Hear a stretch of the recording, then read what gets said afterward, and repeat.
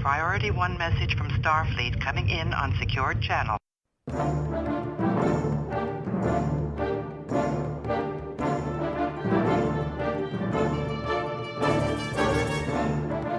You are listening to the TrekRanks podcast, a member of the Tricorder Transmissions Podcast Network.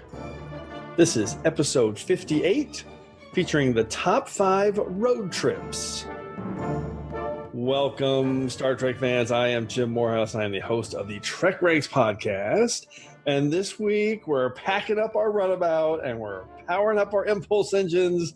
We're flying off into space on a Star Trek road trip. There's nothing better than that. It's our top 5 road trips. And I love this topic. I've loved brainstorming this one for the last couple of weeks because there's so many ways to think about this one.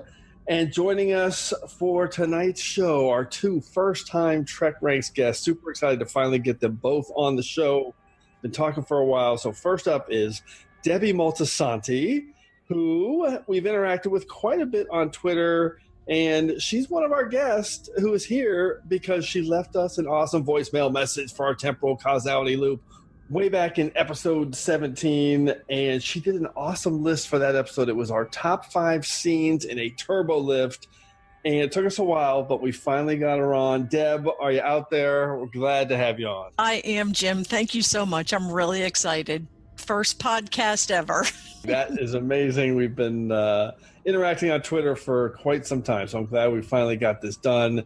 And our second guest tonight is Jamie McGregor, who we've also back and forth with on Twitter a bit. He's our first ever guest from the Gamma Quadrant, from the future, all the way down. It's tomorrow where he is in Australia. The temporal mechanic, somehow we made it work. He's here. Jamie, are you reading us? I am, Jim. It's a temporal causality loop every time I listen to TrekRanks, and it's fantastic to finally be on the show. So thanks for having me. I'm just so glad we have an Aussie on the show. This is the first ever Aussie on our show. And I love this little side note. I never knew this until just a couple weeks ago when they started announcing some of the cast for the Picard series. There are so many Australian actors in Hollywood. They're all over genre shows. There's never been an Australian lead character actor on a Star Trek series. Until now, the Picard series is going to have, I think there's 2 already. I know there's at least 1 cast. Might be a couple. So I'm sure that whoever that person is, I don't know it right now off the top of my head, but in about 6 months, we're all going to know that person's name. No, I've never heard of them either, to be honest. And, but it's going to be great. I'm sure they will be forced into some kind of transatlantic accent at some point, but hopefully they don't and they just go nice and broad for the win. Good Australian accent. It'd be great to see on Star Trek. It would be. It would be excellent. That is interesting to see about the accent. Yeah, we will find out. What's always annoying is when us Australians watch Australians on American television and they have subtitles, and we go, "Hang on a second, that's subtitle." So I hope if you're listening to this podcast, you don't require subtitles because that's going to be quite tricky.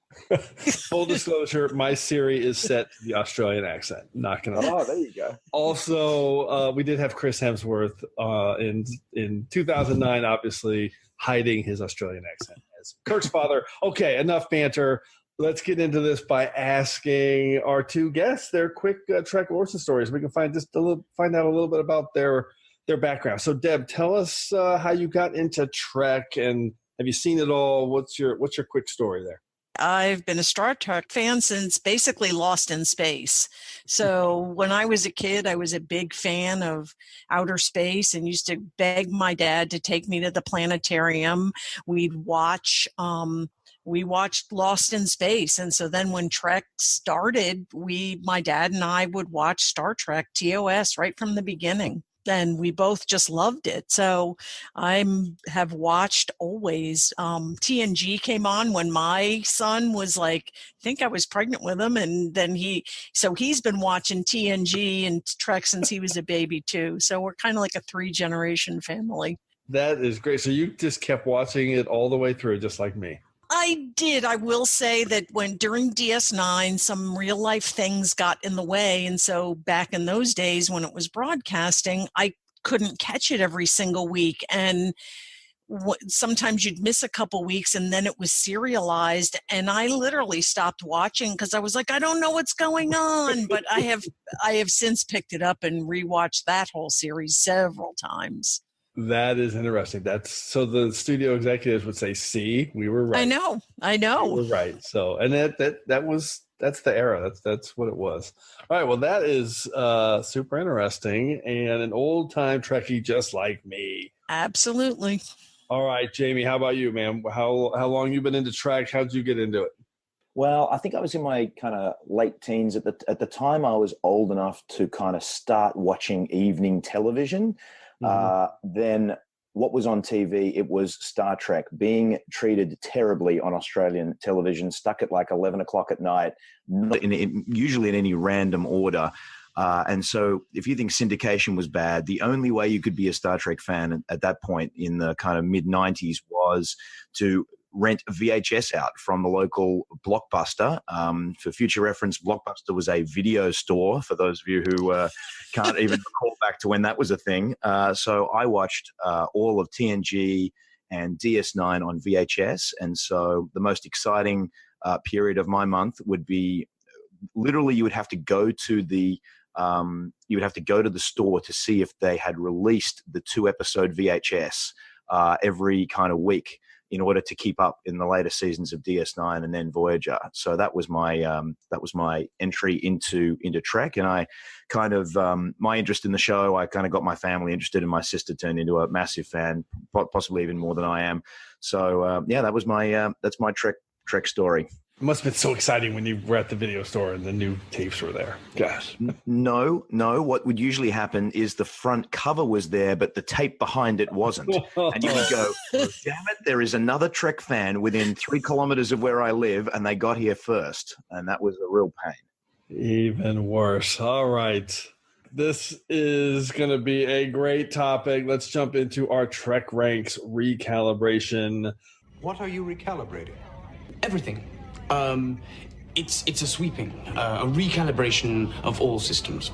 It begins with general order number 1 here at TrekRanks, and that is that we love Trek. We love to rank Trek via some deep dive topics just to get the conversation started, because our favorite thing to do is to talk about Star Trek, and that is why we're here.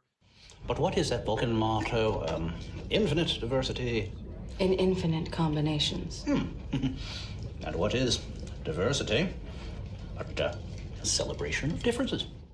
And as Paul and Dr. Phlox just said, TrekRanks is basically just a big old celebration of differences. There are no wrong answers here at TrekRanks. Our show is about all the reasons we love Star Trek. We're not here to nitpick or to argue, but just to celebrate the greatness of Trek. We love it all, from TOS to TNG, straight through to Enterprise and the Kelvin timeline, and now Discovery as well. It's all fair game here on the TrekRanks podcast. Black alert.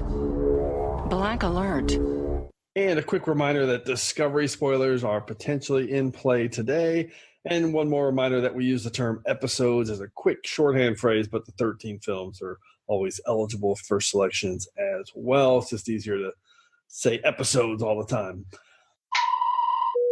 Hailing frequencies are open. And if you would like to contact TrekRanks, the best way to do that is to find us on Twitter at TrekRanks, or me directly at Enterprise Extra.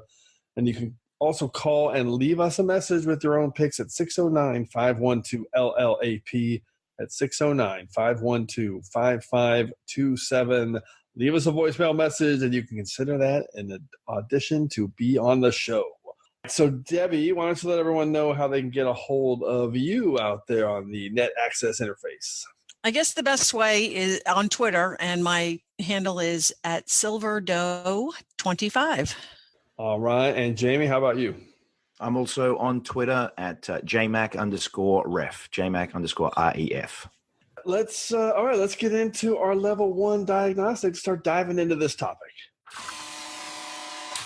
Diagnostic cycle will be complete in 20 seconds. All right, as we like to do on topics like this, we're going to get rolling a little bit with by asking our guests to each pick one of their favorite road trip pop culture moments or TV shows. That's kind of what we normally do. But we're also going to throw it out there that if you want to give us your own road trip moment, your own experience where you had a road trip like a personal memory or favorite experience that you had. Let's hear that too. Let's just hear something from you that's a non-Trek road trip that will help us guide kind of how you framed your picks. So Debbie, let's start with you. What's your pop culture or personal road trip outside of Trek that you want to highlight in the Diagnostic Cycle? Well, I guess, Jim, my other fandom that I really am a huge part of besides Trek is the Harry Potter novels, especially. Mm-hmm. And my favorite out of the 7 is the last one, Deathly Hallows. And mostly because both the author and the characters basically took me on a trip. Like the plot of that book was something I was not expecting to happen at all. And I just love like deep diving and discussing all the intricacies of it. And then the other piece is that is a fantastic audiobook to put on when you're actually on a road trip. All right. See, that was a combination. That is awesome. I've only read one Harry Potter book. I loved it, but I just don't read a lot. So I never caught up, but I hear they're popular. They are popular, yes. Yes, they are. Aren't there 4 more coming out? Sure. All right, Jamie, how about you? What's your road trip that you want to highlight as we get into this topic? Well, road trips are always more interesting when you're somewhere where you have no idea where you are. And so I think my road trip story would be a road trip I took with a couple of mates from San Francisco down to, actually, I think we left Las Vegas, drove to San Francisco, and then down to LA. Yeah. And given, of course, that we drive on the other side of the road here in Australia, we had someone on gutter patrol in the non-driving seat. So they would basically yell gutter every time we merged the car directly off into the distance as you're used to driving on the other side. Went down a few one-way streets, that kind of stuff, but so much fun being in a different place. And I think the exploration of the unknown on a trip with friends may be a bit of a theme we're gonna visit in today's show. That is awesome. That is a great drive down Highway 1. I've done it a couple of times. And you went the right direction. If you go south on it, you are on the ocean side, so you have the best views. If you go, it was phenomenal. North, you're on the opposite side of the street, so it's not as good. And I've been to Australia a few times, and whenever I'm driving in Australia, it's just keep left, stay left, stay left, stay left. That's me when I'm driving all the time. All right, so I got a couple of quick ones here. First off, I want to highlight one of my favorite movies is the first Gene Wilder, Richard Pryor movie, and it is a Silver Streak from the 90s. Oh God, that's a good one. And it's just, for me, this movie is the DNA for all those 80s action comedy movies that came later. It's a forgotten classic. It's hilarious. It's exciting. It's a murder mystery. It's romantic. It's sexy. It's just super fun. And Gene Wilder and Richard Pryor together on this road trip on Silver Streak, I love so much. My other one, I could not pick this. I had to highlight it because it's so cool. It's an episode of The X-Files from season 6, episode 2. It's called Drive. It stars Bryan Cranston. It's written by Vince Gilligan, who, of course, those two teamed up for Breaking Bad.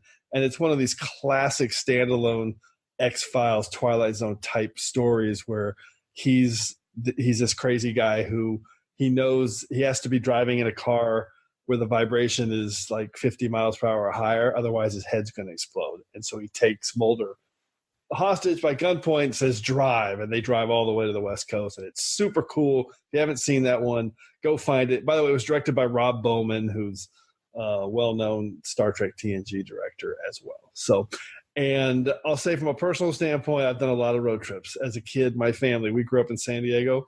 We did 3 straight summer road trips with 5 kids in a station wagon and my parents. The first in 76, we drove all the way to Maine and DC and all that area and back.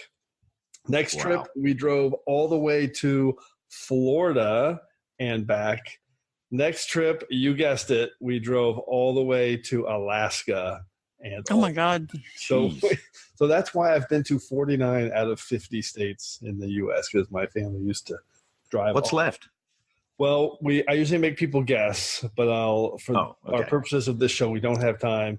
It's kind of obvious. It's North Dakota. It's we missed it. I'll probably never get there. So it's right in the middle at the top. So, how cool. This is going to be an awesome topic. Let's get into our prime directives and figure out how we all narrow down our list. I do not concur with your captain's decision. She's following our Prime Directive. Define Prime Directive. So, Debbie, how did you come up with your list? Any tricks or angles that you took to define a road trip?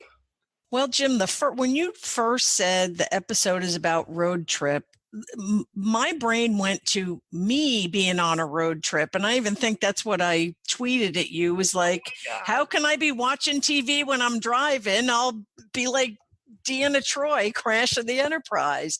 So I literally thought about like what episodes like would I like to be, even if I was driving, like I like to be talking about something when I'm driving a long distance. So I kind of pictured having episodes on that I didn't necessarily have to see because they weren't maybe visually like, explosive or whatever, but something that was like immediate enough to be discussing with somebody who I'm on the road with. And then in addition, they end up kind of being my episodes also are actually, we're going someplace too in the episode.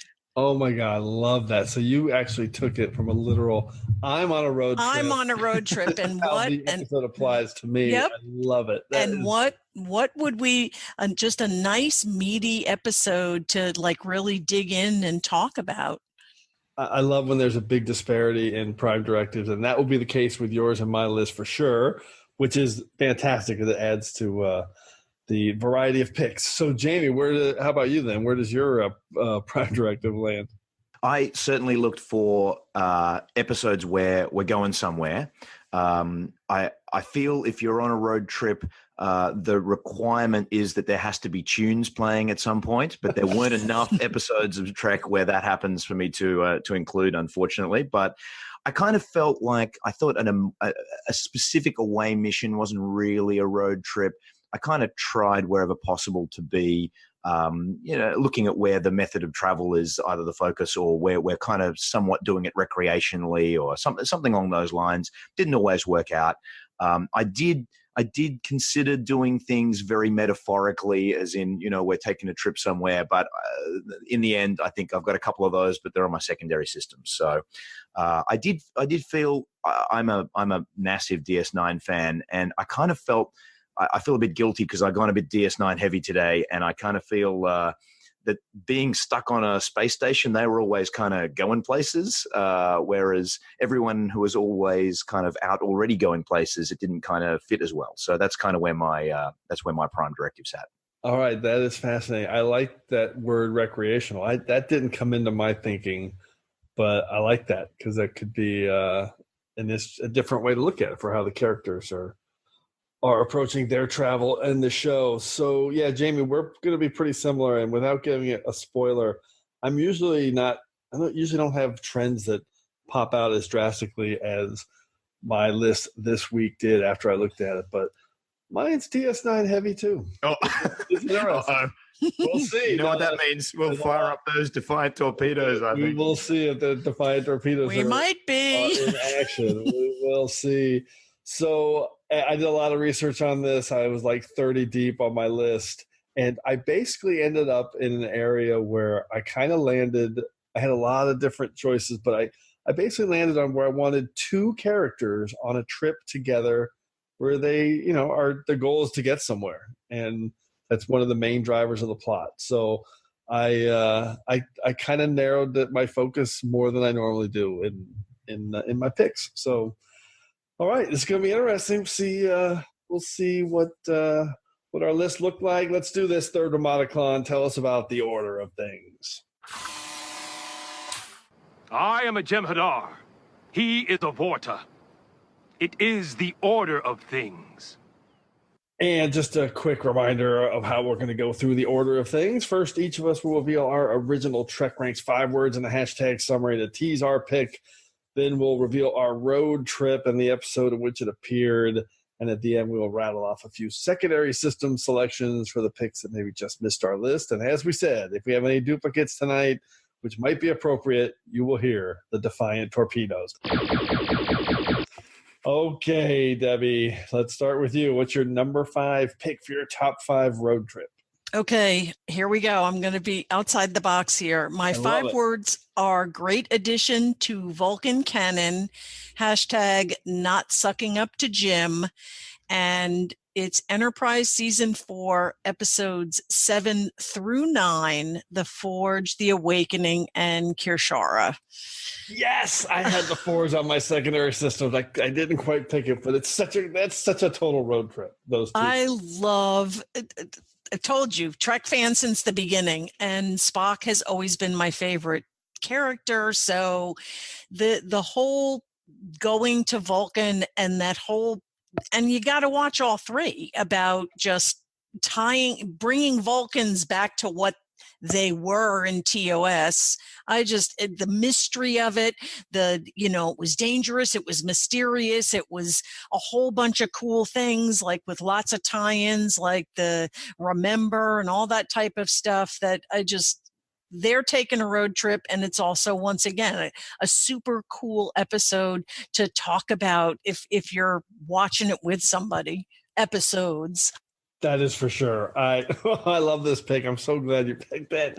Not only because I obviously have a fondness for Awakening in my heart, but The Forge is a really cool road trip episode when those two are in The Forge together. To me, The Forge is my favorite episode of Enterprise. It's number 1 on TrekRanks, and I just get so excited watching that. And you're right, the DNA of it connects so well back with the history of Trek. Jamie, what's your take on the Vulcan trilogy? Well, so as far as being a completionist or not, there are still 36 episodes of Enterprise out there that I haven't seen, and these 3 are not 3 of those. I have seen these. I have seen these 3 because they're awesome. I do love the any opportunity we get to do world building is that's stuff I absolutely love. And what is done here with Vulcan religion and culture, I think is awesome. And really, the respect it shows to what has come before, I think is what I really like about it. And it's kind of what I think has been done in Discovery as well, which is kind of looking at what has been done before, showing respect for that, but then building on top of it. So, and in particular, as if you're interested, Jim, in buddy kind of trips, to Polinarcha, facing what they face, can't get much better from a road trip than that. Yeah, that's a great pick on my secondary system. So I love it. That's awesome. And it fits every criteria, Debbie. So not only you're kind of on your personal road trip and engaging, but and how good first episode of TrekRanks getting 3 shows in one pick. Oh yeah, hey. I was going to say that.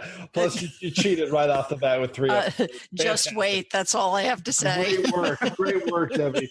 Okay, Jamie, how about you, man? What's your number 5 pick? Okay, so my number 5 pick, 5 words, massive mythology moment in desert, hashtag you're a therapist.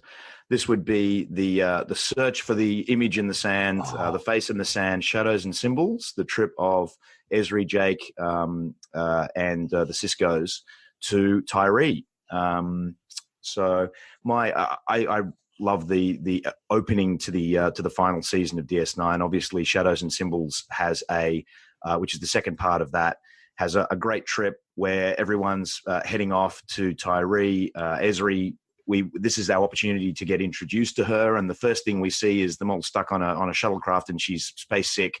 Doesn't know why she's ordering Ractigino. That it's just a classic kind of road trip moment for them. Presumably, I thought it was important to kick off the list with if you're going to talk about road trip, you need someone asking, "Are we there yet?" And that's totally what Ezri does as they wander through the desert. And what I love about that is Sisko kind of says, well, you know, we're not there yet. Not only that, I don't even know where we're going. So what a great road trip to be on. The episode does such a good job of setting up. I mean, it's got so much work to do, but really it sets up, it sets up Sisko as a god. Ultimately, it introduces a brand new character. And just quietly, it has one of the best DS9 B plots in Kira kicking ass against with the Romulans. So anyway, what a great episode! Such an underrated episode, and I didn't think about this one as a road trip because I would think about them on Tyree, but I forget that they actually have all those extended scenes on the Runabout. That's awesome. This episode is so underrated. It's legendary, and that Kira stuff is amazing with Senator Kretek. Debbie, what's your take on Shadows and Symbols? Jamie, I completely agree with everything you said, and we may be saying it again. Ooh, that would blow my mind. Okay, well, let's jump into my round 5 pick and my 5 words and a hashtag. By the way, I'm starting with a totally outside of the box pick that is a little bit of a double dip. So my 5 words and a hashtag: double dip, road trips, hashtag, and Duonetic Fields. It's my Runabout road trip number 1 of my choices. It is the episode Paradise from Deep Space Nine Season 2. And I'm excited about this pick because, like I said, it's kind of got 2 road trips in one. So when I say Paradise, I'm sure people are immediately thinking Sisko and O'Brien are on this mission, and they get stranded on this planet with Elix's colony. And that's an awesome element of the road trip because they're kind of out there on their own and they're stuck and trying to figure it out. And the way they stand up to her doctrine BS is fantastic. But the beauty of this episode for me from a road trip standpoint is I love the Kira and Dax scenes because they are the ones who are off together in a runabout trying to find Sisko and O'Brien and kind of solve this mystery and piece it all together.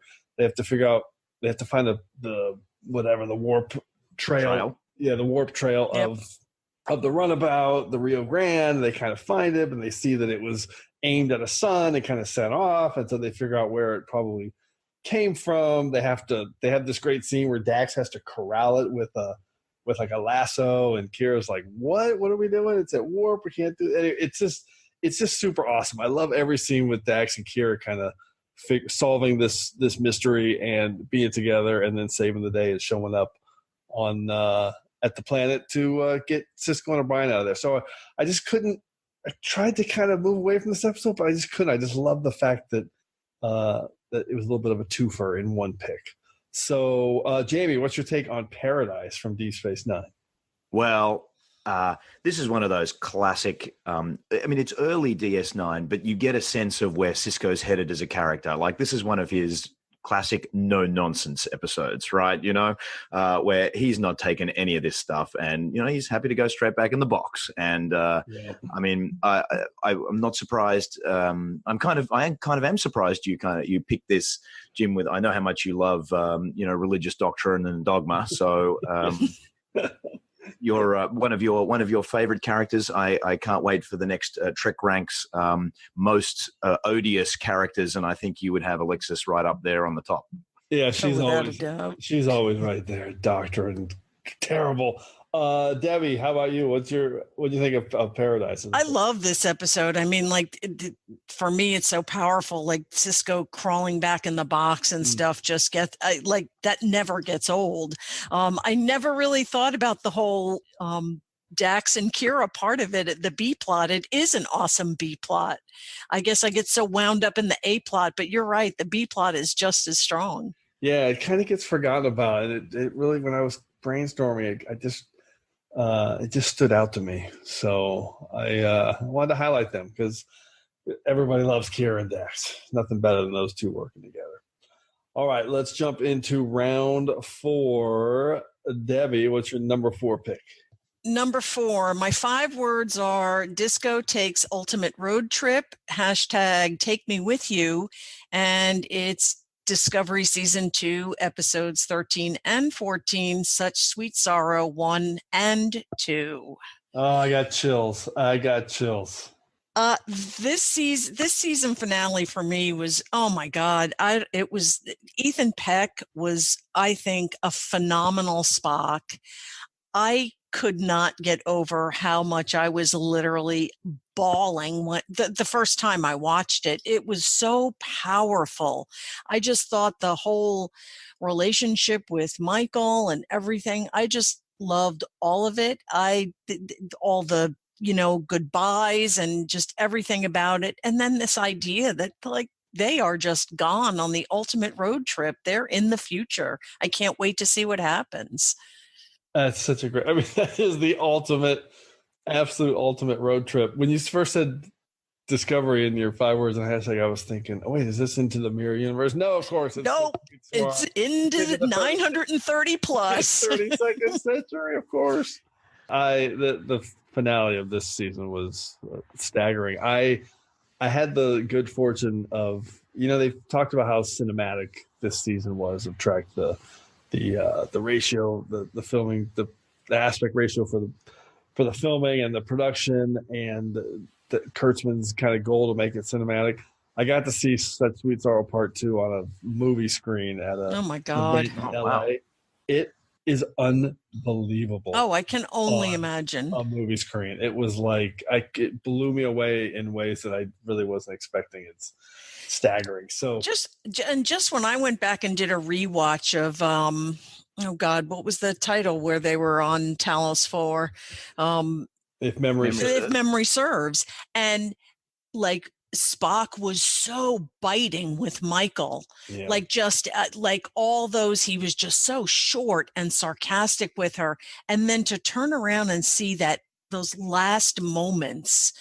And how much they were connecting and how he said she was always, it just is, I just can't think of anything more wonderful. Yeah, it's so great to hear another original series Trekkie from the 60s and 70s connecting to it the way that I have, because it's really, really incredible. Jamie, what's your take on Such Sweet Sorrow?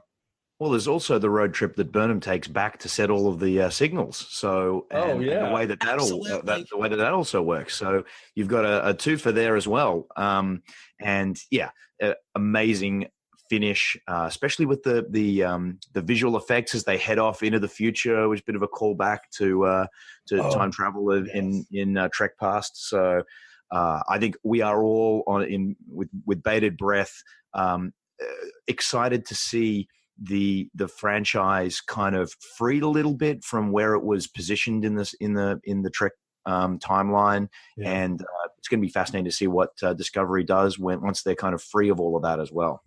Yeah, it is so interesting to see where this is going to go. I love it.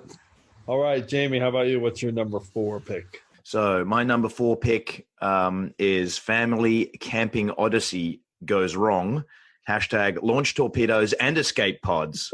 My pick is the Jem'Hadar from DS9. Oh, God. The family camping trip that Cisco and Jake and Quark and Nog go on into the Gamma Quadrant. And I just love the fact that this show, we have it plays such an important role for the series as a whole, and yet it's in the context of a kids camping trip and a father and son trip. There's a huge amount of comedy from, the Quark ointment, and he's got his shirt on fire, and yet the episode finishes with the Odyssey blowing up, a Galaxy class starship, exploding. So it covers a lot of ground, and what it does a great job of introducing 2 of the 3, Dominion kind of baddies that we're going to see throughout the rest of the show. And it was great watching the DS9 doc recently and seeing how they planned that to all come about. Thinking that, I love the fact that Ira Stephen Bear says, we didn't trust ourselves to come up with a good villain, so we came up with 3 thinking we'd pick one, and yet they hit all 3 out of the park. So anyway, the Jem'Hadar, great kind of road trip into the Gamma Quadrant episode for me. I'm glad you referenced that, because I was going to say in that DS9 dog, I love the moment where they're like, we're going to blow up a ship that looks just like the Enterprise at the end of season 2 to let people know that we mean business. And that's the first time that they'd ever done anything like that. It was such a great moment to kind of break out of some of the constraints of the series. And you've hit on another, I think, massively underrated episode. And I don't mean underrated, like people love it, but it's not one of it's never mentioned like in people's top 10s or top 20s. But this episode is so pure. It's got so much Trek. And man, Jake and Nog together, when they're studying and when they're doing their analysis of the soil, and Sisko says, "You guys did good work today," and just how happy they are, and Nog's just like, "Yes!" I love that moment because you can just see the development of the Nog character. And then you got Quark, who's being true to Quark. It's when his arm catches on fire. There's also, I think, a future. I don't know, but for me, there's a bit of a callback when you've got Quark and Sisko talking about the Federation, in in the Siege of AR. Yeah, in the Siege of AR 588. Yeah, and this is kind of the precursor to that. Yeah, exactly. And so you can see. I mean, Quark does play an interesting role as kind of the kind of a commentator on Federation ethics and morals and all that kind of stuff. So anyway, it's interesting to see how far his character goes in that time as well. Yeah, Ferengi bugs. Debbie, what's your take on this? This is an awesome pick. Just number one, the whole idea, this isn't the only episode where Sisko and Jake, act as a family unit, which to me is really important, and going off on a road trip and stuff.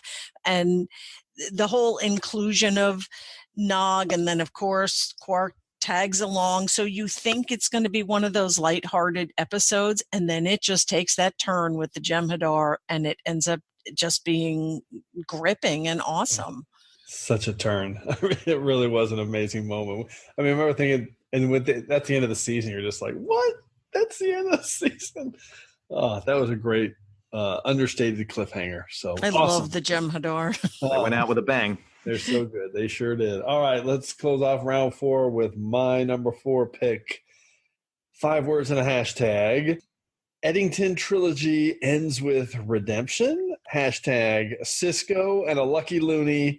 It is my runabout road trip number 2 on my list. It's Blaze of Glory from Deep Space Nine, Season 5. It's just so good. I love Sisko and Eddington, and it's like finally they're toe-to-toe, face-to-face. And their runabout journey is just filled with so much awesome back and forth between these two that have been kind of dueling for the previous episodes for the cause and for the uniform. So you've got this moment where Eddington's taunting Sisko about betraying his friends and not being there for Cal Hudson when he died, basically connecting back to the great episode from the McKee saying that, these guys were your friends and you just dumped them because you had a difference in opinion. And then Sisko spinning it right back to him and saying, basically laying the hammer down and saying that you led your leadership was the reason the McKee were ruined and destroyed and obliterated because he gave all these people false hope in fighting this battle instead of trying to negotiate a real peace. I love everything about those two together in the runabout and the dramatic script there where they're just going back and forth, just mano a mano. It's got some amazing action, some great humor, perfect finale for an awesome trilogy of episodes. One of my favorites, Blaze of Glory. Debbie, what's your take on Blaze of Glory? I love the whole Eddington thing. I just really recently watched, the first episode that Eddington was introduced and how, Odo resents him and all this. And when you just you leap out to where that went, this is one of the reasons why I've ended up really loving DS9, because the characters were so deep and rich, and where they got taken during the course of the series, sometimes it's just so cool to think about. You dip in and think this is, oh, look, he was just introduced as an inconsequential person, and then boom, look where that went. Yeah, it was incredible. Was his first episode The Search? I want to say The Search because I just recently rewatched it. Yeah, I think that's what it was. Jamie, what's your take on Blaze of Glory? I think the you talk about the depth of the characters. I think what's fascinating is at the end of the show, Sisko's got this kind of recognition that his opinion of Eddington is that he's a traitor, but he kind of reevaluates that somewhat and realizes that he was loyal, in fact, to what he believed in, and to the point at which he was willing to give up his life for it. And I think that's a little bit of a powerful turnabout for Sisko too. And before we finish the episode, talking about the episode, can I just get a little shout out to the Nog Martok subplot in the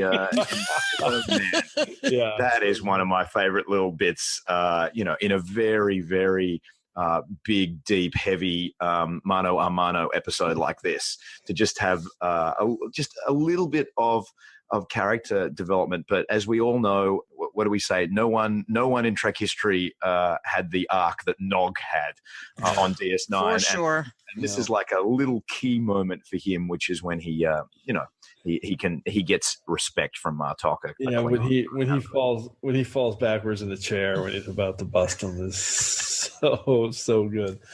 All right, Debbie, let's jump into the soup round. What's your number 3 pick? My number 3 pick, my 5 words are dragging dad through the desert, # gumbo recipe in soup round. And it's DS9, season 7, episodes 1 and 2, Image in the Sand and Shadows and Symbols. I love it. Jamie said it all before, but this 2-parter opening of the season how do you bring in a major character in the last season like Ezri? And she was phenomenal right out of the gate. Like the way she just showed up at the end of the first episode, and just how these two brought you everywhere. We went to Tyree. We had the whole Benny thing brought back in because of the vision from the Pirates and everything. I just absolutely love these 2 episodes, and there's just so much to dig into that. There you go. Everything Jamie said before. I'm kind of blown away that this episode is, you guys both picked it. I didn't think about it, but it's such a great... Jim, if I was going on a road trip, I'd want to have these 2 shows. I'd want to have these 2 episodes on. Yeah, seriously. Yeah, there's really no doubt. And the Ezri part on the runabout, like you said, Jamie, I love those moments. Any final thoughts on it, Jamie, on your end? No, just I think I've said all that needs to be said. Great start to the season, and they knew this was going to be a massive final season for DS9, and it was a great way to start it. Yeah. Okay. And to this day, my favorite piece of merchandise is the Cisco's Creole Kitchen logo, which is I got on a hoodie, and no one has the foggiest clue what the heck it is, but I love it. Hilarious. All right, let's Jamie, what's your soup round pick? So my soup round pick, finally something non-DS9. My 5 words are assorted bunch of galactic riffraff. # you'd have made a good father. It is season 2 TNG Samaritan Snare, and this is Picard and Wesley's trip on the somewhat awkward, but an interesting. I say somewhat awkward, incredibly awkward between Picard and Wesley to begin with, but it's their trip to the starbase for Picard to get his faulty heart looked at, and for me this is I think it's an underrated episode. I mean, it's 2nd season, so we're still finding our way as a show, but it provides some vulnerability to Picard that is absolutely crucial. And I wouldn't be surprised if it plays into the Picard series coming forward, that key thing about him and his misgivings about and regret about the decisions that he made in his youth, and his sheer, he doesn't want anyone on the Enterprise to know that he's even having the procedure. Obviously it sets up Tapestry, which is a brilliant episode later on. And it also kind of precedes Final Mission, where the 2 of them are in a little shuttlecraft again in Wesley's final episode. 2 points before I finish. How great Pulaski gets one over Picard right at the end of the show, and he kind of wakes up, and it's Pulaski who's done the surgery. And secondarily, can we have a late candidate for your last show of unappreciated characters for Wesley? I feel everyone hates him, and it's wrong. But anyway, that's just me. I love it. I can't believe you did that whole recap without mentioning the Crimson Force Field. Oh, I'm so disappointed. Sorry. No, it's a great pick.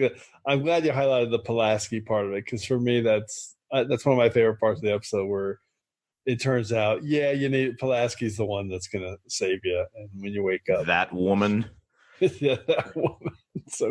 So good. This is a quintessential road trip episode. It's one of the first ones I thought of. It's on my secondary systems. Those two together, the awkwardness of it, but maybe awkward's maybe not the right word. It's just, they're Picard's being Picard, and he's not good around kids yet. Yeah, and Wesley's nervous, so it's a great pick. Debbie, what's your take on it?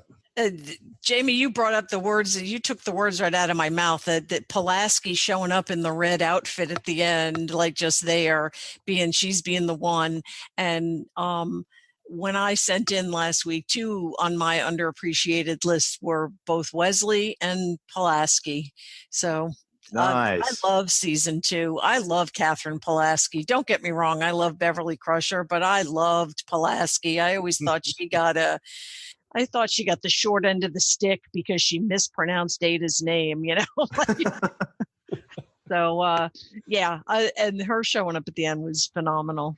Yeah, Pulaski has grown on me over the years. That I remember not liking her that during that early run, but I remember one of my rewatches in the last 10 years or so. I remember thinking, wow, you know what, this character is misunderstood. Hey, that might be a good topic. Misunderstood characters. That would be a good topic. All right. Okay, let's close out the soup round with my number 3 pick.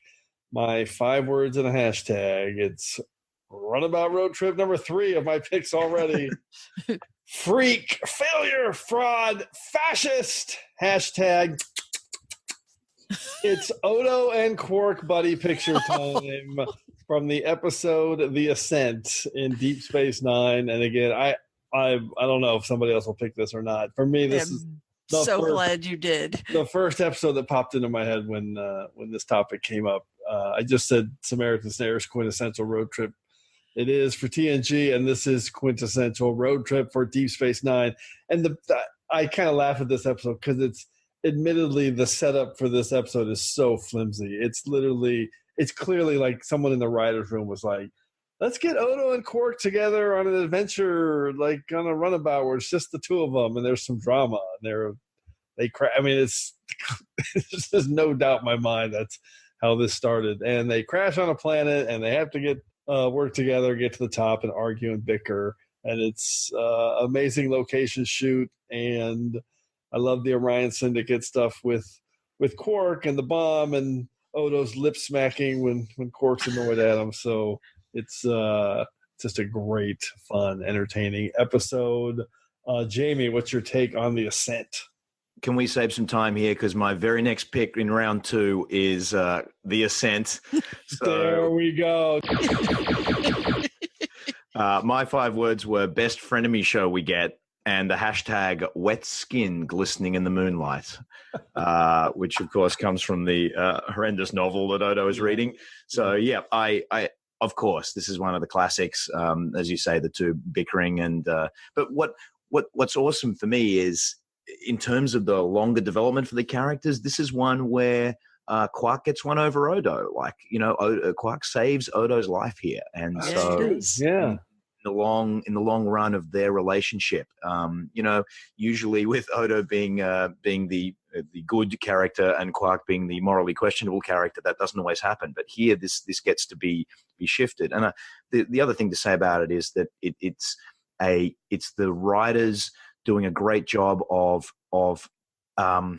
respecting what they have written into the show. The founders have taken away Odo's shape-shifting abilities, and they walk straight into a scenario where that has real consequences for Odo. And I think that's a great thing that they did there. Absolutely. Yeah. I'm glad you brought that up, because that's a key point, that clearly they knew they had a window of, well, we can tell this story now because of Odo not being a shapeshifter. Debbie, what's your take on The Ascent? I'm kicking myself that I didn't think of it. I love this episode. I love the Quark Odo relationship or non-relationship, and just the fact that the two of them get thrown in, and they are still adversarial, but they also end up leaning on each other, and it was fantastic.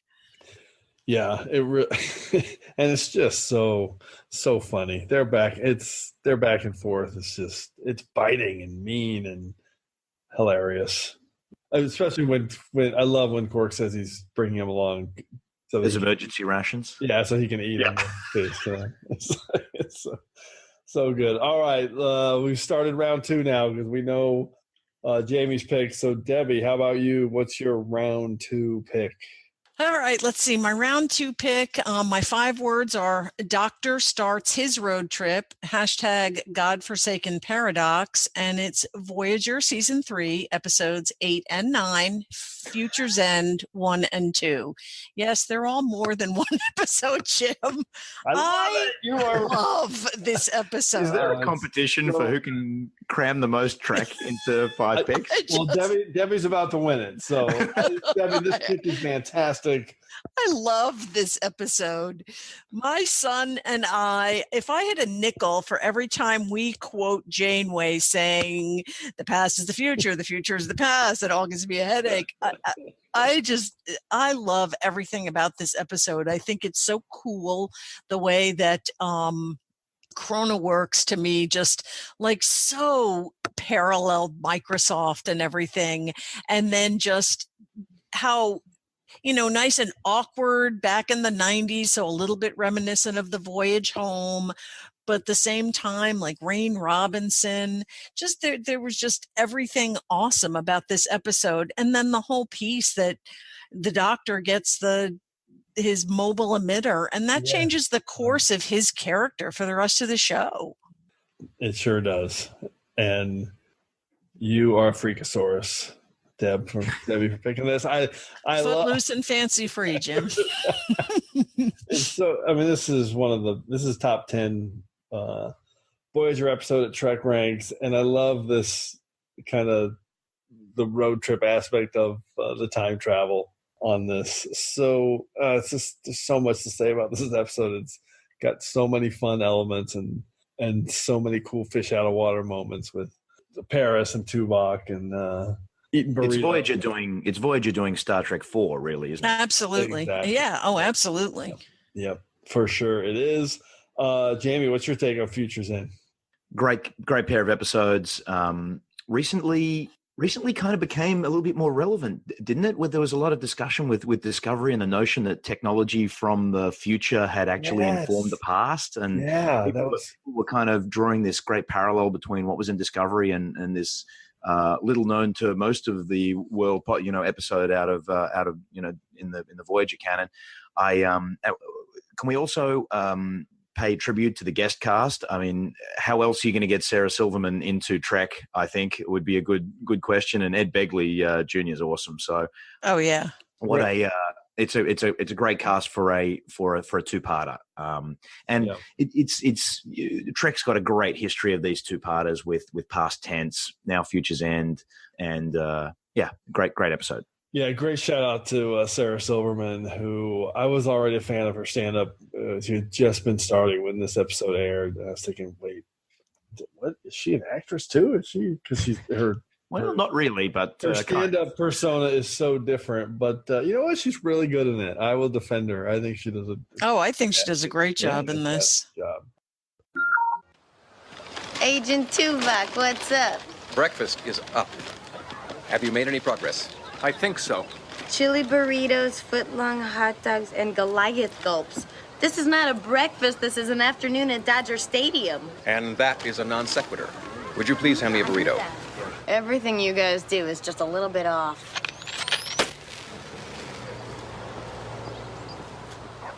These things are kind of crude. So much for sending a locator signal. There is another option. The radio dish at the observatory. We could use the same setup. The same setup that I used to send that message to your... whatever it is up in orbit. We will require your assistance. No kidding. Well, Not on an empty stomach. Okay, so we already got the assent from Jamie, so I will close out round 2 with my number 2 pick. 5 words and a hashtag. Picard and Crusher love story. Hashtag should have come years earlier. It's Picard and Crusher escaping from Kesprit. Not on a runabout, so it's my first non-runabout pick. In the episode Attached from TNG season 7. Beautiful. Wow. It's such a great episode. And I always say that, if the writer's room weren't going to actually give us a coupling of Picard and Crusher, like for real, this is like the best way they could have done it, because it's an amazing emotional episode, the way that these two connect with this is the one where they start sharing their thoughts. And there's just so many great moments, like when they're talking about breakfast and she's like, you hate having breakfast with me. He's like, no, I just hate like all the experimental stuff. I just want a basic breakfast. She's like, yeah, okay, you should have said something. And I love, one of my favorite moments, because it's such a great command or management level lesson, is when Picard's pretending to know which direction to go. That's exactly what I was about to say. He's I don't know where we're going. Yeah, but I got to make you think I do. That's part of command. It's just such a smart way to showcase that. So I'm not sure whether we should go over this hill or that one. The topography on this map is a little vague. Let me see. This way. You don't really know, do you? What? I mean, you're acting like you know exactly which way to go, but you're only guessing. Do you do this all the time? No, but there are times when it is necessary for a captain to give the appearance of confidence. I'm sorry. I just couldn't resist. I'm beginning to realize that you always seem to have some acerbic remark on the tip of your tongue. But my favorite scene, without a doubt, is when it's a real soft moment. It's such an understated moment in TNG. It's when they're starting to they're gonna go to sleep at night around the campfire, and he's reading a story. He's sensing a story from her where she made fun of a boy in high school about his beard looking like dirt on his face. And then Picard realizes, wait, there's something more there. And he says, oh, you're embarrassed by that. You were trying to hide that. She's like, yeah, I really hurt him. And so I laugh about it now, but I was really embarrassed that I hurt him and I felt bad. And I just love, it's a really powerful, the performances between these two. It's a great connecting moment between the two, and it always stood out to me. So we're totally Team Vosh here at TrekRanks, but but the kiss at the end of this episode between Crusher and Picard is amazing. Oh, and then there's that final joke at the end where they're walking away from Riker. They're both just going, yes, of course. Yes, of course he is. Yes. Because they're sharing a little unknown joke to all of us about Riker's behavior. I love it. Jamie, what's your take on Attached? Fits perfectly into your Prime Directive. And also from my point of view, looking at the development of the characters as much as possible,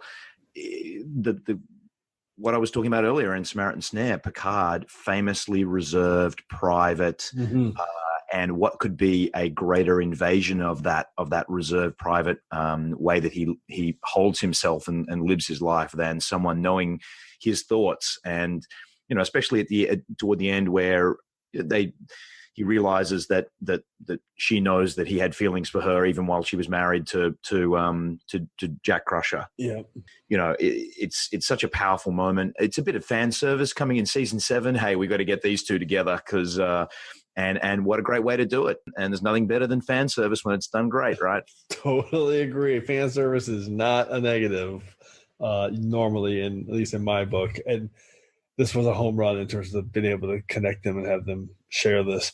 Debbie, how about you? What's your take on Attached? Yeah, and it was a real original way to do it. I mean, you could have just put them together finally, but that to me, like it was always, you could tell it was there, but it was such a unique way to do it. The cool thing, I was literally at a training today, and one of the things the speaker said is that we have to guard our mouths from our brains, and like that just fits with this so well.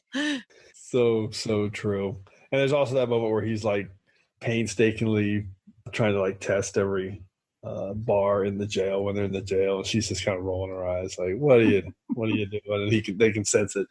Anyway, it's and I love that it fits my 2-person road trip. So, all right, let's move to round 1. Debbie, what's your number 1 pick for Star Trek road trip? My number 1 pick, my 5 words are worst prison since Rura Penthe and hashtag Princess Leia silent but deadly. And it's DS9 season 5 episodes 14 and 15, In Purgatory's Shadow and By Inferno's Light. Wow, now that's a dark road trip.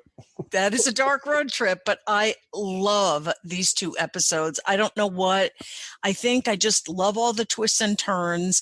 I love the extensive character development.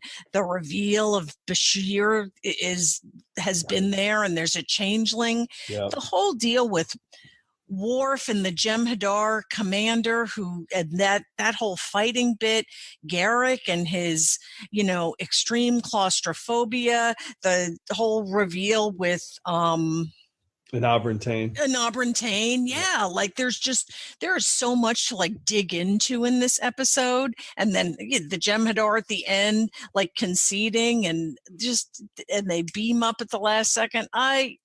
It's really dark, but I love these 2 episodes. It's crazy. It's also the beginning of the Dominion Cardassian alignment. Yep. Where we find out they're working together. And every time I see the Breen, I always think Princess Leia. That's so true. It's hard not to. I love the way that it fits your Prime Directive as well, being kind of existential. I'm not so sure. I think if you're not allowed to text while you drive, you sure as hell can't have these 2 episodes playing. I think that would be. You're gonna be in trouble. I'm gonna be in trouble. I'm afraid. But what I picture is road like signs, traffic lights. I'm not paying any attention to anything here. So see, I picture it playing in the back seat, and I've watched it so many times, and I know it well enough that I can just listen to that episode. It's one of those episodes for me. There's so many Trek episodes that I just have it on in the background when I have to be doing something else. If I have to be doing something for work and just have it on and I know it so well that I can just listen to it and see it all. I don't know what you're talking about. That never happened. These are 2 episodes for a boring road trip, right? I'm going somewhere. We're driving to Perth, Jim, from Kangaroo Island. 2 days of Spinifex grass. What am I going to watch? I'm going to watch these 2 episodes back to back. I do not know what attracts me to these 2 episodes, but I just love them. These are captivating. Absolutely, so much plot, but so much character as well at the same time. And there's road tripping in it. We're in the Gamma Quadrant, absolutely. And not only that, the car. If you've been on a road trip, sometimes you stop off wherever you can and you don't know where you've parked. And thankfully, at the end of the episode, the shuttlecraft's still in orbit, ready for you to beam up and take off back to the station. So, how good? Yeah. Get the breakdown in the wall, whatever it is. I mean, of course, the runabout's just still sitting there. Of course it is. All right. Awesome pick from Debbie. Jamie, how about you? What's your number 1 pick?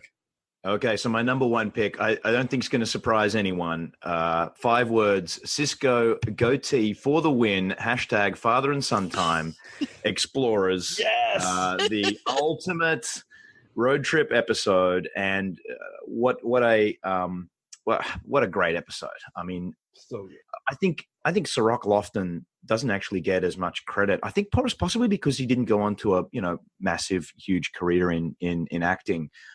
He's a really good child actor and was really from the very beginning of the show. And in a way that a lot of shows have, variable child actors. And in fact, Trek has had variable child actors over the years.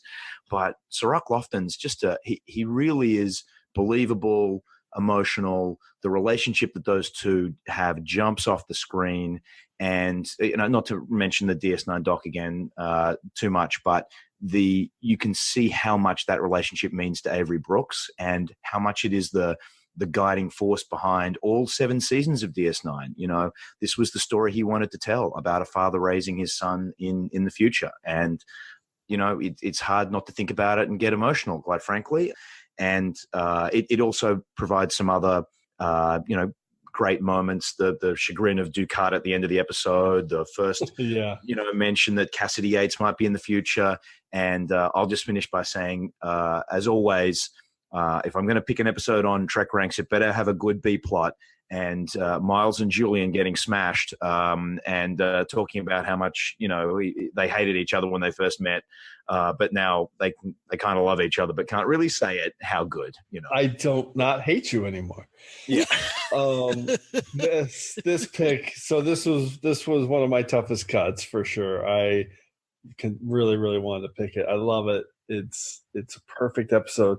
I love the sci-fi element of this. I love the thought of these archaic kind of wooden ships can catch these old solar sail. Yeah, whatever Yes. the Verteron rays or whatever, I can't remember, and sail through the Denorius belt and travel these mass distances thousands of years ago.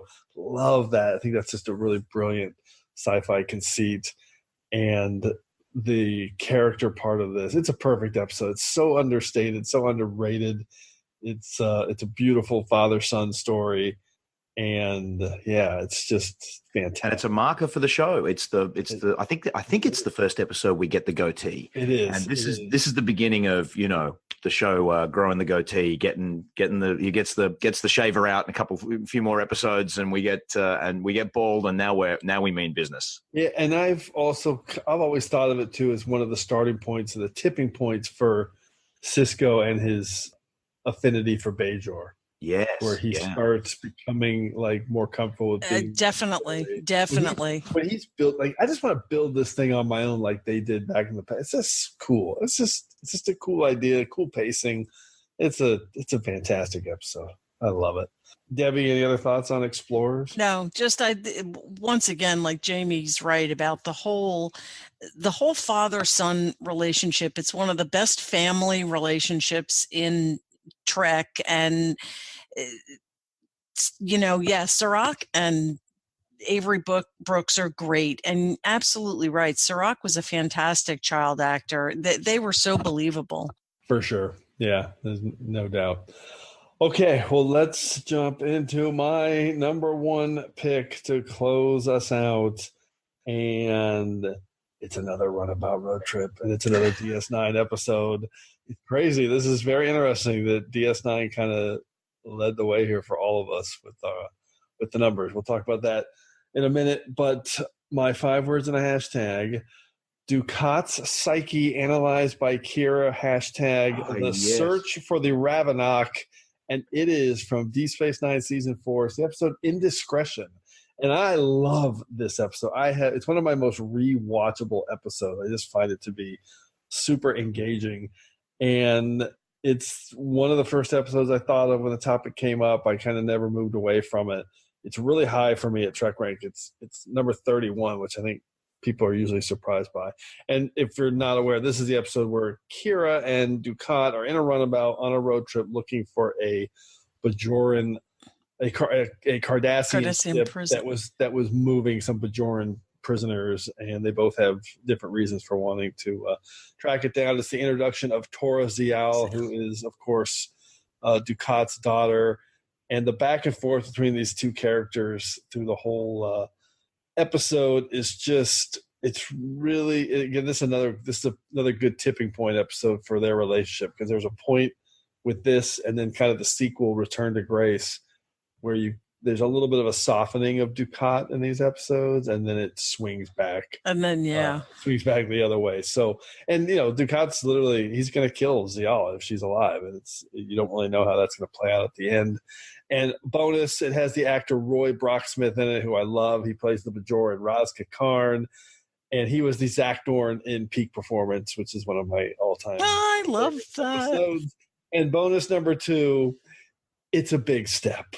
Jamie just mentioned Yates and Cisco, and the moment where she's going to move on to the station, and Cisco says, "It's a big step." It's just makes me laugh. A bad big step or a good big step? You didn't say that. You didn't say it's a really big. So anyway, it's one of my favorites. And Jamie, what's your take on Indiscretion? Great pick. Classic kind of off on a road trip, got a mission to fulfill. Introduction of Torres-Zial, who has, is a major part of the show for the rest of the series, basically, and decisions about her and what happens to her, and ultimately how she's killed, etc. Really have major impacts as it goes further. But the interplay between the two is the highlight of the show, and the writers you can always tell that the writers played things just on the side of Ducat trying to win her over, but her never actually going there. And I think that's why, Nana Visitor was so clear that those two should never, ever, ever, ever, ever, ever get together.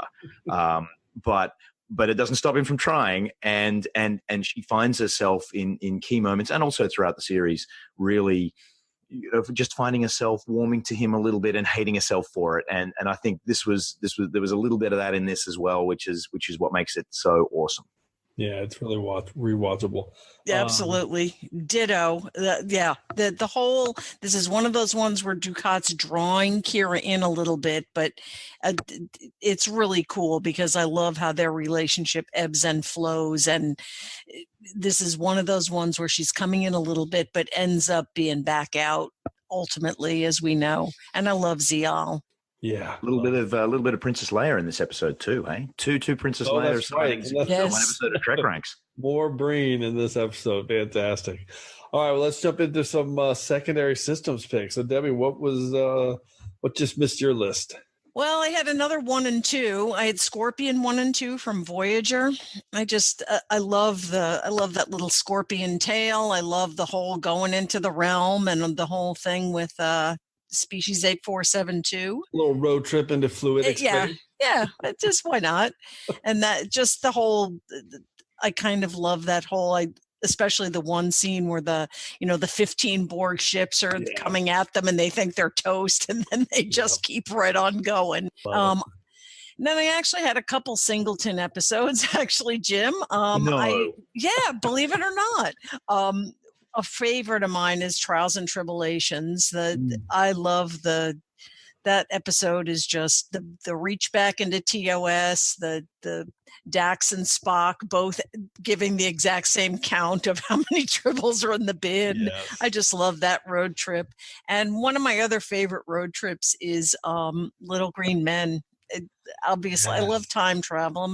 I love time travel, but I love Rom and Quark and Nog being back in Area 51 and the whole.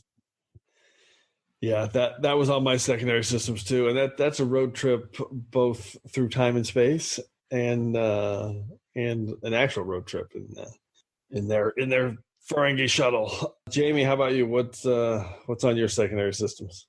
I got a few listed down. If we want a road trip through time and space, Star Trek 4. Everyone remember where we park, and in the Klingon Warbird heading off to save the world. I think Worf coming home in Parallels, I think, is a bit of a road trip, especially given that he has to do it over and over again, and each time it gets worse. His experience at the Batleth tournament.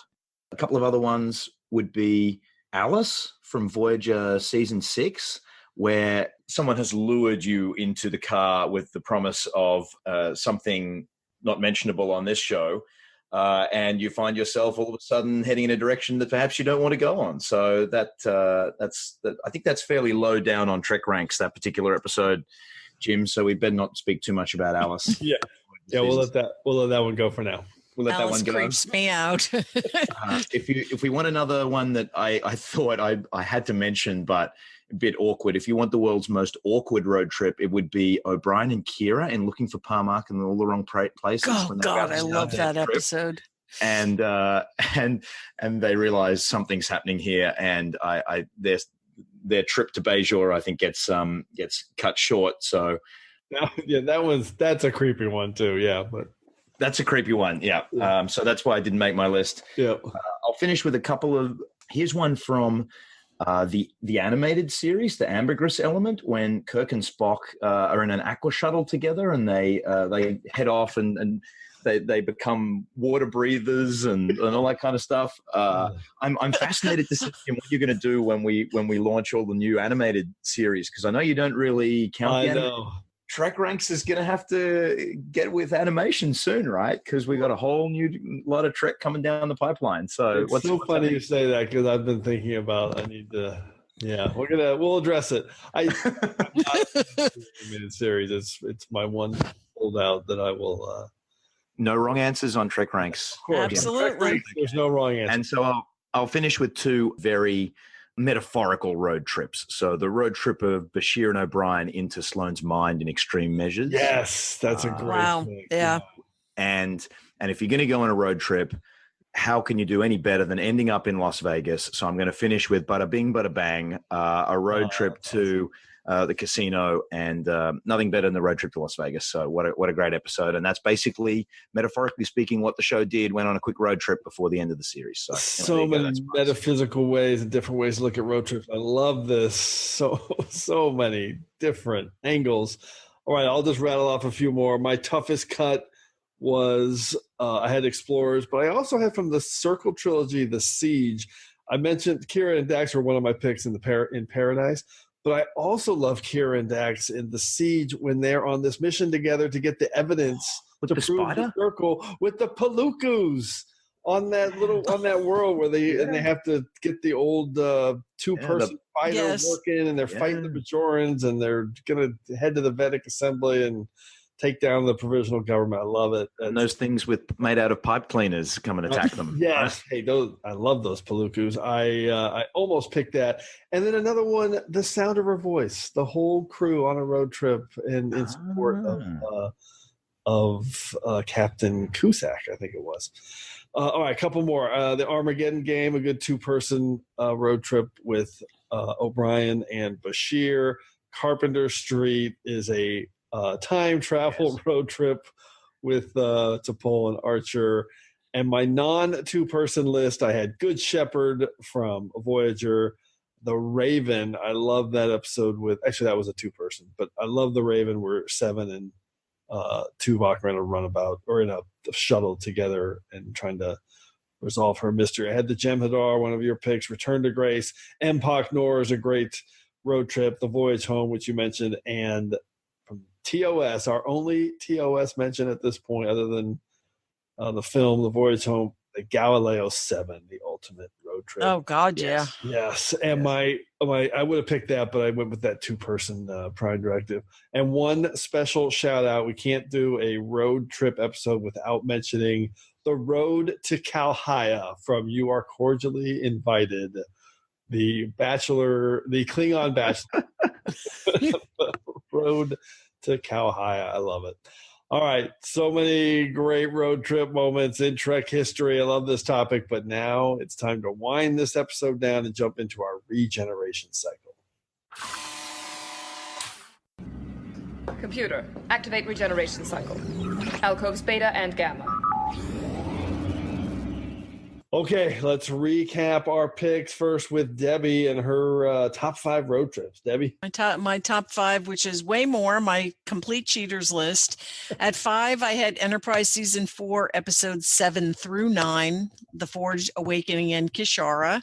My number 4 was Discovery Season 2, 13 and 14, Such Sweet Sorrow, Parts 1 and 2. At number 3, I had DS9 Season 7, Episodes 1 and 2, Image in the Sand, and Shadows and Symbols. Number 2 was Voyager Season 3, Episodes 8 and 9, Future's End, Part 1 and 2. And my number 1 was DS9 Season 5, Episodes 14 and 15, In Purgatory Shadow and By Inferno's Light. I love it. Your 11 hours of Trek. 5 episodes. I love multi-parters. We love your next appearance on TrekRanks. It'll be like seasons. Seriously. Season 3. I don't think that's the record. I think maybe it ties the record. I know we've had 11 before, but so you, the concept of being on the road on a long trip, you need a lot to talk about. So true. True to your Prime Directive. So you spread it around pretty good. You had 1 from Enterprise, 1 from Discovery, 1 from Voyager, and 2 Deep Space Nine. So you did Deep Space Nine did lead the way for you, and it obviously led the way for Jamie and I on our list. So Jamie, rattle off your top 5. Yeah, a bit DS9 heavy. I think that's because what we said before around they were kind of stationary, so they always had to go on road trips, right? Yep. So number 5, Shadows and Symbols from DS9. Number 4, The Gem Hadar from DS9. Number 3, Samaritan Snare from TNG. Number 2, The Ascent, also DS9. And last but not least, Explorers from DS9. Fantastic. So you had 4 from Deep Space Nine and 1 from TNG, which, by the way, is exactly what I had on my list. So my number 5 was Paradise from Deep Space Nine. Deep Space Nine Blaze of Glory was my number 4 pick. Number 3 super round pick was The Ascent from Deep Space Nine. I had TNG's Attached as my number 2 pick. And my number 1 road trip was Indiscretion from Deep Space Nine. So, needless to say, we actually spread it around pretty good. So the only incarnations of Trek not represented were TOS and the Kelvin timeline. But we did have 1 from Discovery, Enterprise, and Voyager, 2 from TNG, and 10 picks from Deep Space Nine. Holy cow. And secondary systems from the animated series. And a animated series pick from. I think that's a first mention of the animated series. No, we've had a few of those. So and some breaking that we had 2 doubles. We had 2 future time travel picks, and we had 9 runabout episodes where the road trip took place in a runabout. So some fun stats there to recap it all. But like we do every week, we have once again entered a temporal causality loop. So before we can depart, it's time to hear from you. The Enterprise has been caught up in a temporal causality loop, and I suspect that something similar may have happened to you. This week, we're jumping back to episode 53 in our top 5 Neelix episodes, which was one of our most popular episodes ever. Okay, it wasn't. It totally was not our most popular episode, but it should have been because Neelix rules and we love him. So here are a couple of lists that we received from our followers, and we love these lists. So first, a lovely list that came in from Wayne Fraser, who is at Wayne Fraser on Twitter. And as always, I'm gonna quickly highlight some of my favorite submissions because he made a number. He had a couple episodes that were like normal picks, like Mortal Coil. That was a popular one, but he had 3 that really stood out. Extreme Risk, and he had B'Elanna turns to Neelix to lift her spirits. I love that pick. He had Dragon's Teeth. Neelix investigates the Vaguar, which is a great. No one really else picked that. I thought that was really clever. I forgot. Yeah. And he had Day of Honor. Neelix offers his services as a punching bag for B'Elanna, which is really, really clever. So, and then the other list was a full submission with 5 words and a hashtag, and I'm going to read it all. It's from Dr. Jen H. Rose on Twitter at Dr. Jen Rose, who I'm excited to say is going to be on our next episode of TrekRanks, which you're going to find out about in a minute. So here's her list. Her number 5, all for a few maps, hashtag first duty is to the truth. That was Fair Trade. She had 5 words and a hashtag number 4 pick, helping Mr. Vulcan find himself, hashtag dates and Sundays. Riddles, which was my number 1 pick. Neelix, dealing with his past, hashtag Metreon Cascade from Jetrel. And then Ambassador, Morale Officer, Trade Negotiator, hashtag First Contact Day, Homestead, an underrated Neelix episode. And her number 1 was Mortal Coil. There was nothing, no forest, hashtag Neelix, we need you. I love that submission. Really great 5 words in a hashtag, and I'm excited to have Dr. Jen H. Rose on our next episode. It's going to be cool. All right, so keep those lists coming to me at TrekRanks so we can retweet them, but we also want to hear from you as well. Put together your own list of top 5 road trips and give us a call. Tell us your list. Call us at the Tricorder Transmissions at 609-512-5527. So hopefully we'll hear from you so you can be featured on the next episode of TrekRanks. And on the next episode of TrekRanks, we are finally getting back to our series discussing the main characters from the history of Trek.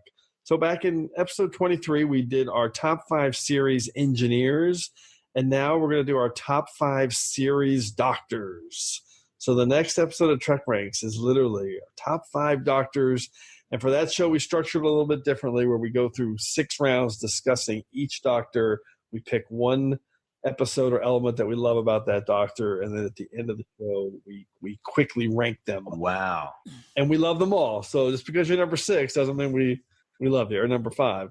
And there's going to be 6 now because we have Dr. Culber as well. So Debbie and Jamie, really quick, this is the kind of a double-pronged ask. Hearing this topic for the first time, what's the first thing to pop in your mind that you would give us any doctor and something you would like to quickly highlight about that character that you love about them? Debbie.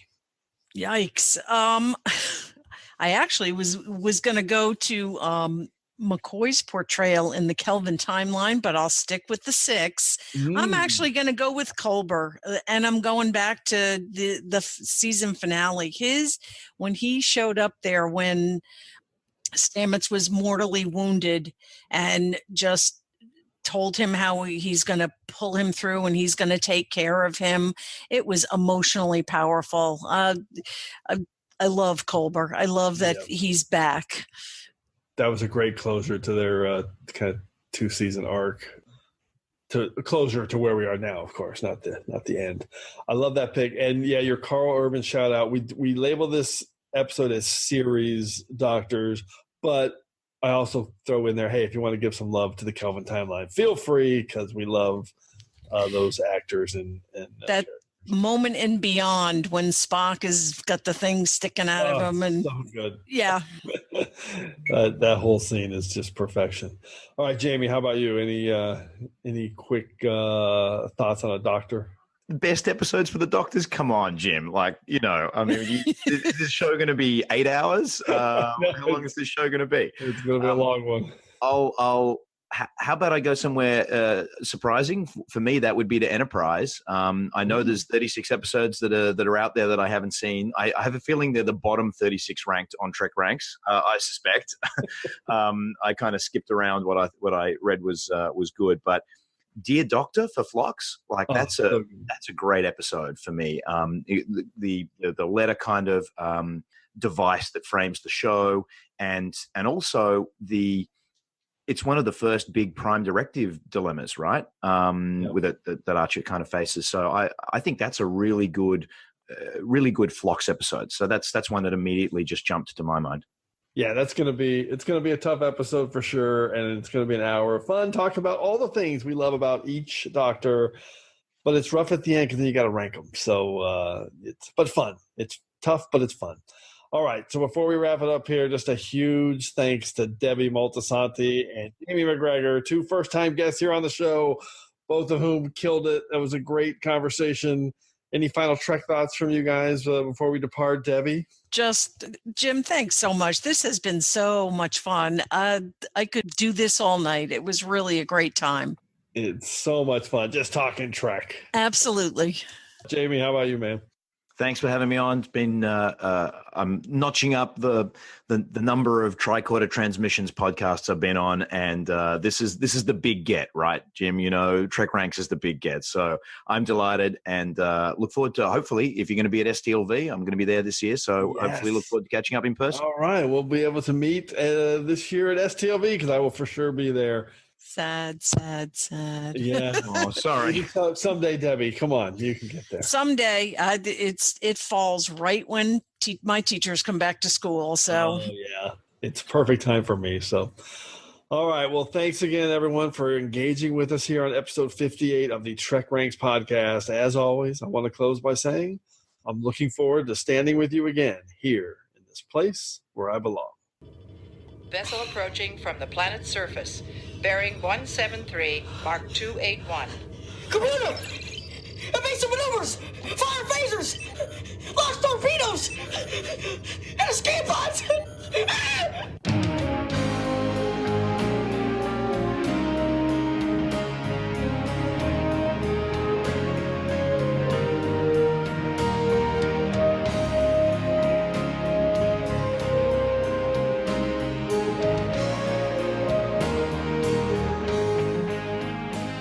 Hi there, thanks again for listening. If you're cruising the galaxy looking for even more Trek talk, why not visit our good friends Bill and Dan over at TrekGeeks.com? They've got a great podcast that covers a wide range of Star Trek topics, so you're sure to find something you'll love. And if you're in the mood for some awesome tunes, then you really need to head over to 5yearmission.net. The guys are writing a song for every episode of the original series, and each one is absolutely brilliant. So that's TrekGeeks.com and 5yearmission.net. Check them out today.